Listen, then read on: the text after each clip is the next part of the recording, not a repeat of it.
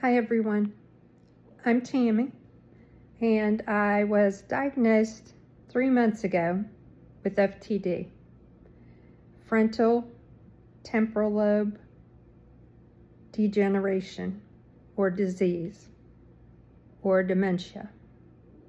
But when I say dementia, people always think, oh, you're going to lose your memory. Not with FTD. FTD, there are 3 variants. The first one is behavior. In behavior, you just say what you want. You can be rude.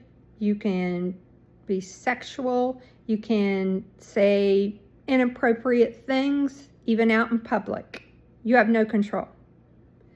The second one is language. This is the one I'm experiencing. I'm having trouble saying the right words. I'm having trouble putting sentences together.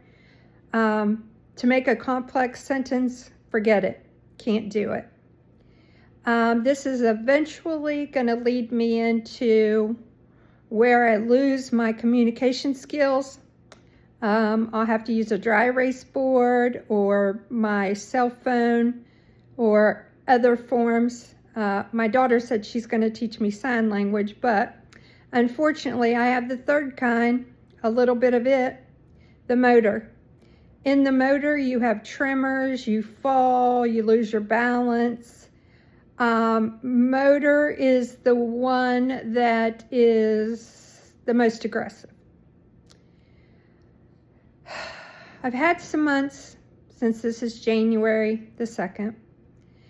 I've had some months to wrap my head around this, and I thought, okay, there's no pills for the symptoms.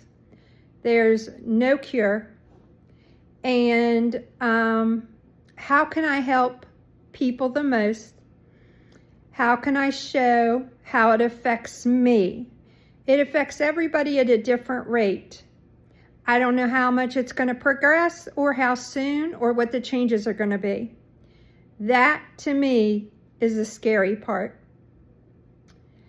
I have made myself all right with God. I'm not afraid of dying.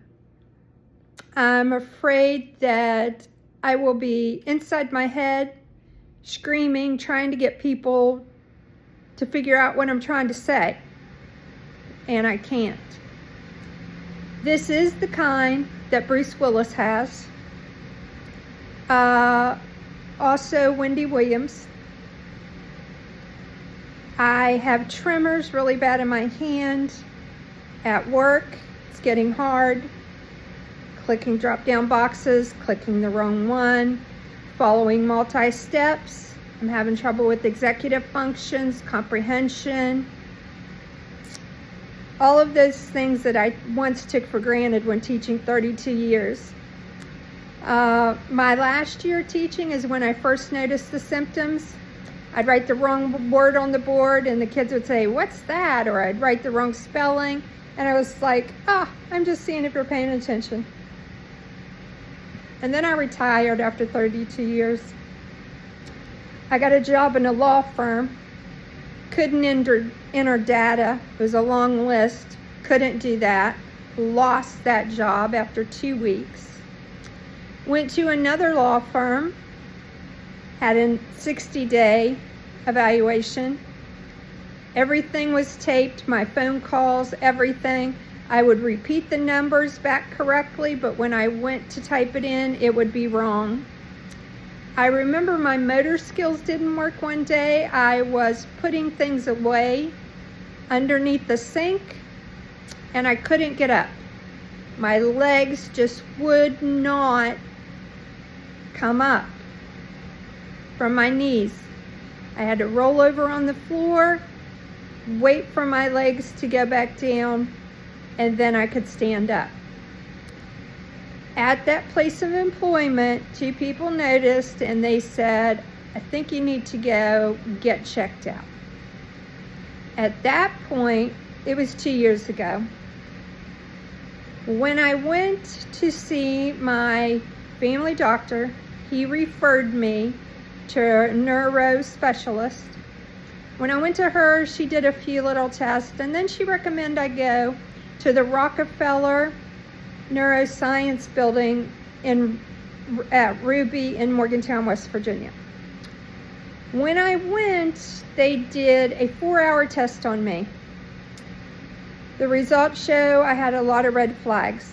Executive function, trembling in my hand, losing my balance, couldn't figure out patterns, couldn't subtract numbers in my head, couldn't remember a list of things and which category they go in, couldn't hold my hand up and draw a circle inside of a circle, had trouble copying a picture that was of shapes.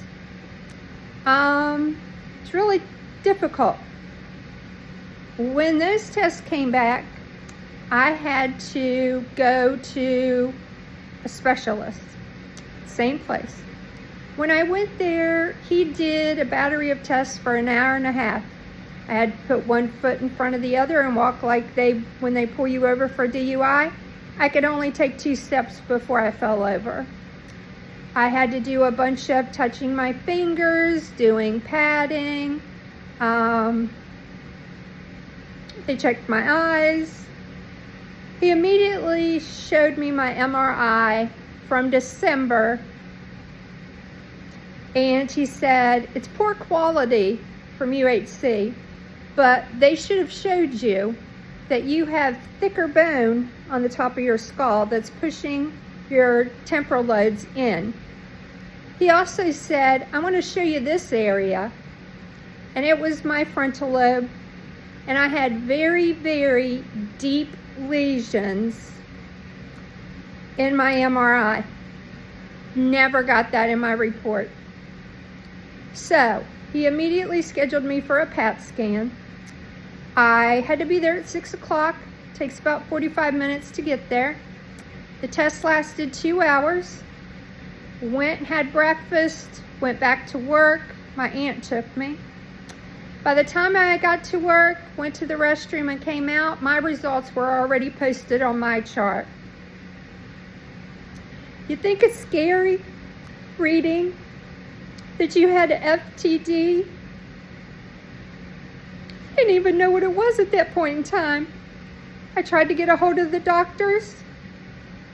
Come to find out, the nurse forgot to block it, so I couldn't see it. So I had to worry all weekend about that. That was on Halloween, which was a Friday. On Monday, I got a hold of the nurse. They apologized, and they said, we're going to bring you up in front of committee tomorrow. Well, this was not supposed to happen until I had my intensive MRI as well. Well, they did. They scheduled me an appointment immediately. I went in, met with the nurse. Basically, it took her 5 minutes to say, here's your pictures. You have FTD, and you need to file for compassionate Social Security.